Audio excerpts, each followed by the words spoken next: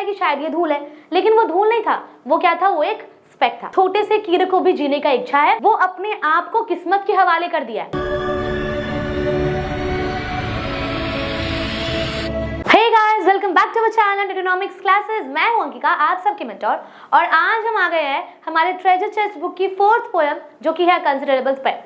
हमारी first poem haunted houses, second poem love and the Lions and third poem when great trees fall की video already upload हो चुकी है। जितने लोग नहीं देखे हो जाके देख लो, और मैं डिस्क्रिप्शन में उस वीडियो की लिंक ऐड कर दूंगी। और एक बहुत इंपॉर्टेंट बात कि हमारे सारे वीडियोस में, चाहे वो हिस्ट्री हो, इंग्लिश हो, अकाउंट्स हो, मैथ्स हो, फ्री में डिस्क्रिप्शन में नोट्स ऐड की रहती है, आप लोग वहां से डाउनलोड करके पढ़ लेना। क्लियर? अब चलते हैं हमारे कंसिडरेबल स्पेक पोएम के बारे में। अब बहुत छोटा सा पोएम है। देखो इस पोएम में होता क्या है ना, जितनी छोटी पोएम है उतने ही छोटी चीजों के बारे में इंपॉर्टेंस बताया जाता है। क्या है इंपॉर्टेंस? कि भाई जो छोटा सा कीड़ा होता है उसके अंदर भी इतना बुद्धि है कि मैं छोटा हूं तो शायद मुझे लोग मार देंगे, और उनको मेरे को मारने में थोड़ा सा भी ये नहीं आएगा, मतलब कि उनको थोड़ा मेरे को मारने में थोड़ा सा भी मर्सी नहीं फील होगा। तो वो क्या बोलते हैं ना, जो पोएट है वो क्या बोलते हैं कि छोटा सा कीड़ा जो है वो भी अपना पूरा दिमाग लगा के अपने आप को बचाने का कोशिश करता है। पहले तो पोएट जो है वो एक शीट में कुछ लिख रहे होते हैं, तो उनको लगता है कि शायद ये धूल है, लेकिन वो धूल नहीं था, वो क्या था, वो एक स्पेक था। तो यही पोएम में पूरा होता है। अब जान लेते हैं हम लोग कि लाइन वाइज इसका एक्सप्लेनेशन क्या है। ओके, पहला लाइन देखो, a speck that would have been beneath my sight. तो एक ऐसा छोटा सा स्पेक जो मेरे आंखों के सामने, मेरे नजरिए के सामने एक बहुत छोटा सा लग रहा था। बीनीथ मतलब क्या होता है, बहुत छोटा। Okay, on any but a paper sheet so white. अब एक बात बताओ, अगर मान लो मेरा ये पीपीटी है, ओके, अब इस पीपीटी पे ये ब्लैक है लेकिन यहाँ व्हाइट से लिखा हुआ है, अगर मैं इस पे एक येलो कलर का डॉट दे दूं, ओके, तो ये शाइन करेगा ना। देखो मैं ऐसे अगर कर दूं तो शाइन कर रहा है ना। तो सेम चीज हुआ कि उनके शीट में जो लिखा हुआ था, तो उनके शीट में ब्लैक कलर जो है ना वो बहुत ज्यादा आई कैचिंग था। तो पोएट क्या बोलते हैं, on any but a paper sheet so white. अब एक व्हाइट कलर के पेपर पे अगर कोई भी छोटा सा धूल, या चाहे वो कीड़ा ही क्यों ना हो, अगर होगा तो चमकेगा ना, तो उनके तरफ पोएट का नजरिया जाता है, मतलब आंख जाता है। देखो क्या बोलते हैं, set off across what I had written there and I had idly poised my pen in air. अब जब पोएट देखते हैं कि उनके शीट पे एक छोटा सा कुछ धूल है, अभी तक पोएट को पता नहीं है कि हमारे पेपर पे कोई कीड़ा है या धूल है, अभी तक उनको क्या लग रहा है कि कोई धूल होगा जो पेपर पे उड़ के आ गया होगा। तो पोएट क्या बोलते हैं कि वो पेपर पे जब मैंने धूल देखा तो मैं उस धूल के ऊपर अपना पेन को अटकाने का कोशिश कर रहा था। अब हमारा ह्यूमन नेचर है ना कि अगर मान लो हम देख लेंगे कि पेपर पे कुछ धूल है तो हम पेन से जाएंगे उसको दबाने के लिए, हमारा ये आदत होता है। तो पोएट भी सेम चीज बोल रहे हैं कि जब मैंने उस धूल को देखा तो मैं गया था हवा में पेन उठा के उसको दबाने के लिए। ओके, तो वो क्या ऑब्जर्व करते हैं, देखो, to spot it with a period of ink, मतलब कि जो इंक होता है ना पेन का, तो उस इंक से हम उनको दबा देंगे। तो ऐसा कौन सोचा था, पोएट सोचे थे। When something strange about it mattered, ठीक है, क्या बोलते हैं कि लेकिन ऐसा कुछ बहुत ही स्ट्रेंज चीज हुआ जो मेरे को सोचने में मजबूर कर दिया। क्या सोचने में मजबूर किया, देखो, this was no dust speck by my breathing blown but unmistakably a living might. तो क्या बोलते हैं कि लेकिन ये डस्ट नहीं था, तो क्या बोलते हैं कि पेपर पे जब मैं उस पे अपना इंक मारने वाला था कि पेन से उसको दबा दूंगा, अपने इंक से उसको दबा दूंगा, तो मैंने क्या देखा कि मेरी सांसों से, जो मेरा सांस, जब हम मतलब सांस छोड़ते हैं तो हवा निकलता है ना, तो उन सांसों से वो धूल हिला नहीं। तो बोल क्या रहे हैं, देखो, this was no dust speck by my breathing blown but unmistakably a living might. तो ये वो धूल नहीं है जो मेरे सांसों से हिल रहा था, क्योंकि जो माइट था वो तो हिल रहा था ना पेपर पे, तो उनको लगा कि भाई कुछ धूल होगा जो ऊपर नीचे कर रहा होगा। तो वो क्या बोलते हैं कि ये मेरे सांसों से हिला हुआ धूल नहीं था, ये क्या था, ये एक माइट था। माइट मतलब ये कीड़ा होता है, छोटा सा कीड़ा। ओके, अभी देखो, with inclinations it could call its own, it paused as with suspicions of my pen. अब जब जो पोएट है वो जब इसके ऊपर गए पेन रखने के लिए, तो ये जो कीड़ा है वो रुक गया। तो इसको क्या लगा, डर लग रहा है कि बहुत बड़ा चीज मेरे ऊपर क्या आ रहा है। ओके, देखो, and then came racing wildly on again to where my manuscript was not yet dry.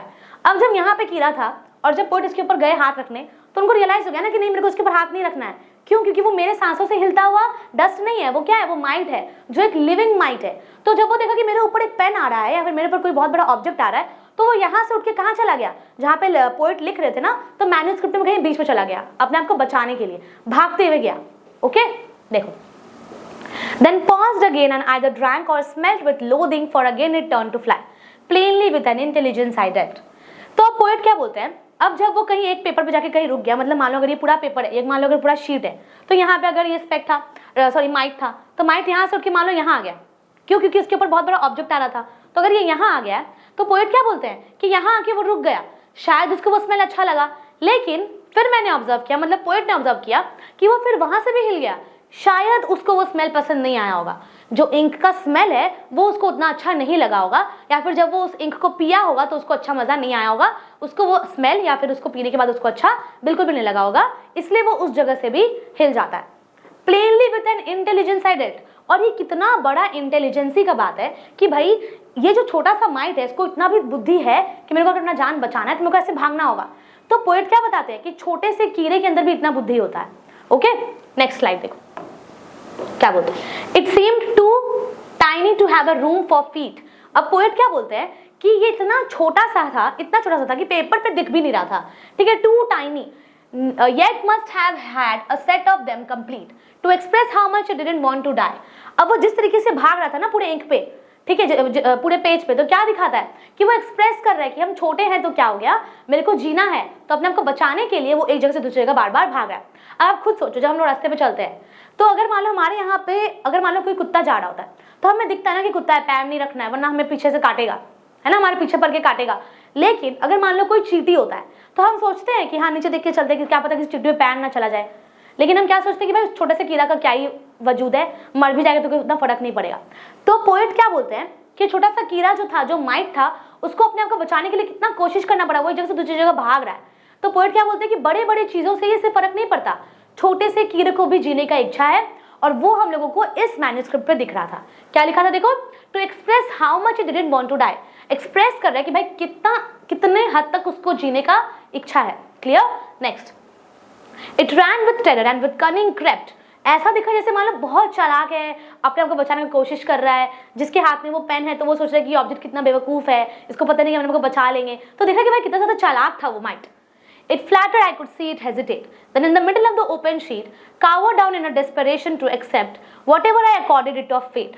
अब क्या हुआ कि जब वो लास्ट में देखा कि एक शीट पे अब तो कहीं जगह नहीं है बचने का, और ये ऑब्जेक्ट जो है, जो पेन है, जो इंक है, वो मेरे ऊपर अब आ ही जाएगा। कौन सोच रहा है ये? जो हमारे जो माइट है, छोटा सा कीड़ा है, वो सोच रहा है। तो वो क्या सोचता है ना कि यार अब छोड़ो, अब मरना हो या जीना हो वो इस मालिक के हाथ में है। मालिक कौन? जिसके हाथ में ये पेन है। तो पोएट क्या बोलते हैं कि वो जो माइट है वो अपने आप को किस्मत के हवाले कर दिया है, और उसका किस्मत कौन है? हम, मतलब कि पोएट। तो क्या बोलते हैं कि देखो एंड जो है ना, जो सॉरी एंड बोल रहे हैं, माइट जो है ना, in the middle of the open sheet और desperation to accept whatever I accorded it of fate, तो जो भी हम उसका किस्मत डिसाइड करेंगे अब उसको वही करना पड़ेगा। अगर हम डिसाइड कर लिए कि हम उसको मारेंगे तो उसको मरना पड़ेगा, अगर हम डिसाइड किए कि नहीं इसको छोड़ देते हैं तो शायद ये छूट जाए। तो जो माइट है वो अपने आप को पूरा किसके हवाले कर दिया है? उस ओनर के हवाले कर दिया है, पोएट के हवाले कर दिया है। क्लियर, समझ में आ गया होगा आई होप। अब देखो, I have been none of the tenderer than thou, collectivist regimenting love with which the modern world is being swept. अब इसका मतलब देखो क्या होता है, इंपॉर्टेंट है। क्या बोलते हैं देखो कि टेंडर दाव दाव का मतलब, कलेक्टिविस्ट का मतलब क्या होता है? जो एक इच्छा होता है ना, जैसे मान लो अगर हम 10 ग्रुप में हैं, अगर मान लो मेरे को मोमो खाना पसंद नहीं है लेकिन बाकी लोग को पसंद है, तो क्या हम नहीं खाएंगे? नहीं, हमको खाना पड़ेगा, ठीक है, लेकिन हम तो उन सबसे अलग है ना। तो पोएट क्या बोलते हैं कि लेकिन अब तो वो कीड़ा मेरे को अपने हवाले कर दिया है कि अगर आपको मेरे को मारना है तो मार दो भैया, अब तो मेरा किस्मत आपके हवाले है, अगर हम जिएंगे तो भी आपको देखना पड़ेगा, मरेंगे तो भी आपके हाथ से ही मरेंगे, ठीक है। तो यहाँ पे पोएट क्या बोलते हैं कि मैं जो प्यार करता हूँ ना, तो दिखावा नहीं होता। बहुत लोग दिखावे के लिए प्यार करते हैं कि हाँ चलो कुत्ता को पाल लिए, शेर को पाल लिए, पैरट को पाल लिए, तो मैं दिखावा नहीं करता। अगर मेरे को कोई पसंद नहीं है तो नहीं है, लेकिन अगर कोई पसंद है, अगर मेरे को लगता है कि नहीं ये चींटी को भी जीने का इच्छा होना चाहिए, चींटी को भी जीना चाहिए, तो हाँ ठीक है हम दिखाएंगे। तो मेरा जो पसंद है, मेरा जो परसेप्शन है, मेरा जो प्यार है, मैं सिर्फ दिखावे के लिए नहीं करता हूँ, मैं रियल में करता हूँ। कि अगर मेरे लिए कोई तोता बहुत ही प्यारा है तो है, अगर मान लो मेरे लिए कोयल बहुत ही प्यारी है तो हाँ है, ठीक है। लेकिन अगर किसी को मान लो कोई अगर दिखावा करने के लिए अपने घर में बांध ले, तो मेरे मन में वो प्यार नहीं है, मेरे मन में दिखावे का प्यार बिल्कुल भी नहीं होता, ना ही हम कर पाते हैं, ठीक है। तो ये जो कलेक्टिविस्ट थॉट है ना सबका, with which the modern world is being swept, और ये जो पूरा मॉडर्न वर्ल्ड है ये सिर्फ इसके पीछे भाग रहा है, दिखावे के प्यार में, लेकिन मैं दिखावा का प्यार नहीं करता, okay. But this poor microscopic item now, since it was nothing I knew evil of, I let it lie there till I hope it slept. तो बोलते हैं कि लेकिन ये जो पुअर माइक्रोस्कोपिक चीज है, मतलब कि जो माइट है ना, तो पोएट क्या बोलते हैं, ये जो माइट है इसको देख के मेरे को लगा कि नहीं, मेरे को इतना इविल नहीं बनना है, ठीक है, अगर मेरे को मारने का इच्छा होता तो हम शायद मार देते, लेकिन हम दिखावा नहीं करते हैं, ठीक है। तो हम अगर इसको छोड़ भी रहे हैं तो वो मेरे इच्छा के बदले से छोड़ रहे हैं हम इसको, तो क्या बोलते हैं, I have mind myself and recognize, I let it lie there till I hope it slept. तो ठीक है, हम इसको छोड़ दे रहे हैं भैया, जब तक ये पूरा आजाद नहीं हो जाता हम इसके साथ कुछ भी गलत नहीं करेंगे, इसको नहीं मारेंगे। ओके, तो जो पोएट है वो डिसाइड कर चुके हैं कि उनको माइट को नहीं मारना है और उसको वो जाने देंगे। Clear? Next, I have a mind myself and recognize mind when I meet with it in any guise. No one can know how glad I am to find on any sheet the least display of mind. तो बोलते हैं कि ये least चीज मतलब कि ये छोटा सा जो चीज है, छोटा सा जो माइंड है, उसका इंटेलिजेंस देख के, उसका इंटेलिजेंट देख के, जितना इंटेलिजेंट है, जितना चालाक है, वो चीज देख के जो पोएट है बहुत ज्यादा खुश हो जाते हैं कि भाई ये छोटा सा जो शीट है उस पर जो ये डिस्प्ले ऑफ माइंड था, लीस्ट डिस्प्ले ऑफ माइंड मतलब कि जो माइंड के बारे में बात हो रहा है यहाँ पे, तो क्या बोलते हैं कि हम ग्लैड है ये चीज जान के कि छोटे से कीड़े के अंदर भी इतना बुद्धि होता है। वो अपने आप को बचाने के लिए बहुत कोशिश किया और लास्ट में वो क्या करता है, अपने आप को किस्मत के हवाले कर देता है। किस्मत कौन है उसका? जो पोएट है जिसके हाथ में ये पेन है, वो उसका किस्मत है। क्लियर? तो ये था पोएम। अब किसी भी पोएम में क्या इंपॉर्टेंट होता है? Theme, figures of speech and setting. तो पहले जान लेते हैं कि सेटिंग ऑफ द पोएम क्या है। ठीक है, देखो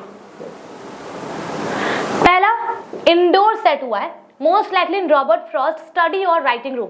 अब जो हमारे पोएट है ऑब्वियसली अगर वो कुछ लिख रहे हैं तो उनके रूम में लिख रहे होंगे, जिस रूम में वो लिखते हैं पढ़ते हैं उस रूम में होगा ना ये पोएम सेट। तो वही लिखा हुआ है कि रॉबर्ट फ्रॉस्ट स्टडी और राइटिंग रूम।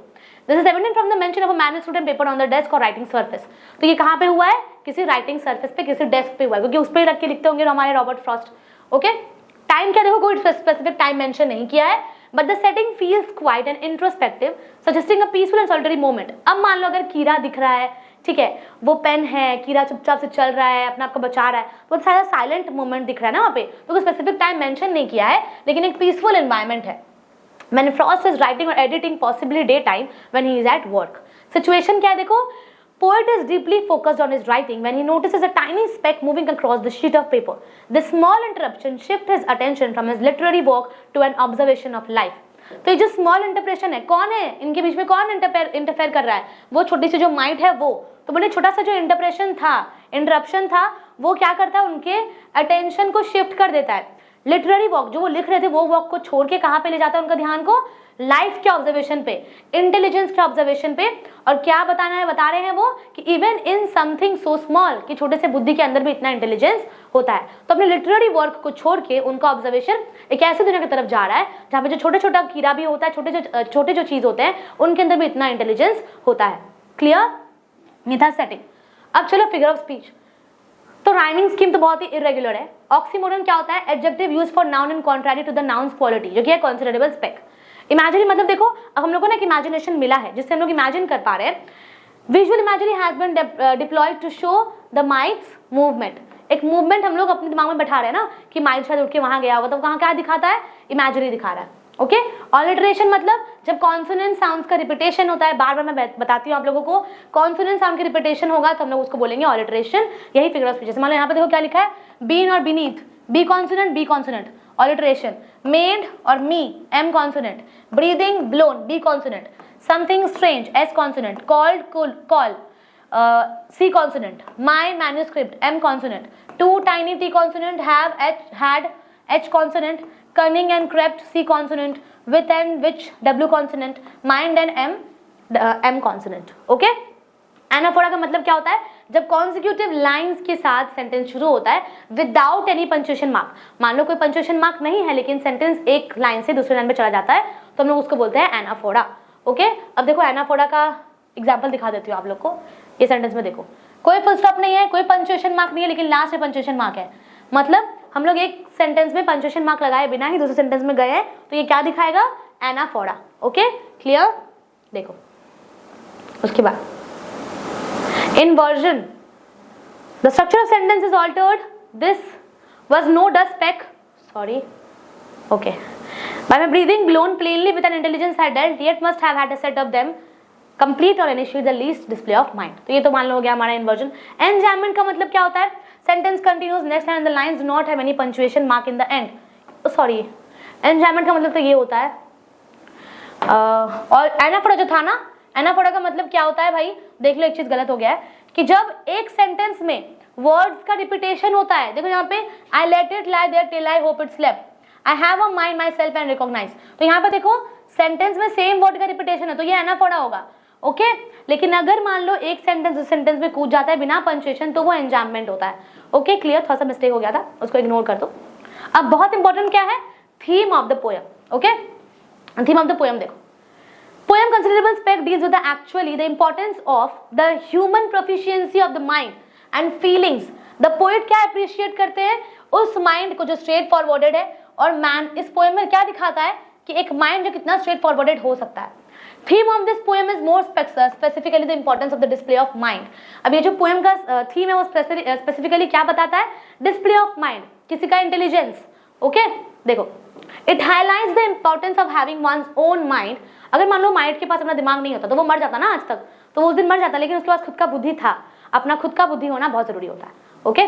देखो, during his times human beings merely accepted things irrespective of their mental caliber and he satirizes such attitude even when a tiny mind displays his mind। जो tiny mind था वो भी अपना दिमाग दिखा रहा है, ठीक है।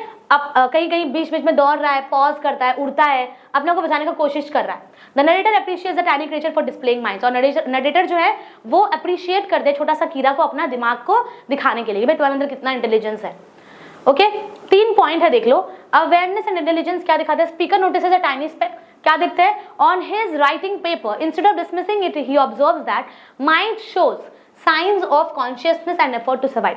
तो ये जो अपीयरेंस है क्या दिखा रहा है, देखो यहाँ पे क्या लिखा है, अवेयरनेस। तो यहाँ पे माइंड का ना दिखाता है, कॉन्शियसनेस दिखा रहा है कि वो कितना एफर्ट डाल रहा है सर्वाइव करने के लिए, बचने के लिए, कि किसी भी तरीके से वो बच जाए। This leads him to reflect that any creature capable of thought or awareness deserves respect। और जो भी क्रिएचर, चाहे कितना भी छोटा से छोटा क्रिएचर क्यों ना हो, अगर उसके अंदर अवेयरनेस है, इंटेलिजेंस है, तो वो जीने का, उसको पास जीने का पूरा हक है, उसको हम लोगों को नहीं मानना चाहिए। क्लियर। क्रिटिसिज्म ऑफ माइंडलेसनेस देखो, Frost indirectly criticizes people who are dull, thoughtless और लैक अवेयरनेस।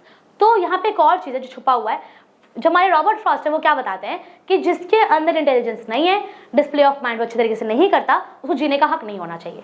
क्लियर। देखो, he sees more value in the speck's conscious reaction than in some human beings who live without thinking। तो कुछ लोग होते हैं ना बुद्धि नहीं चलाते हैं, जब समय आगे तब चलाएंगे, ठीक है।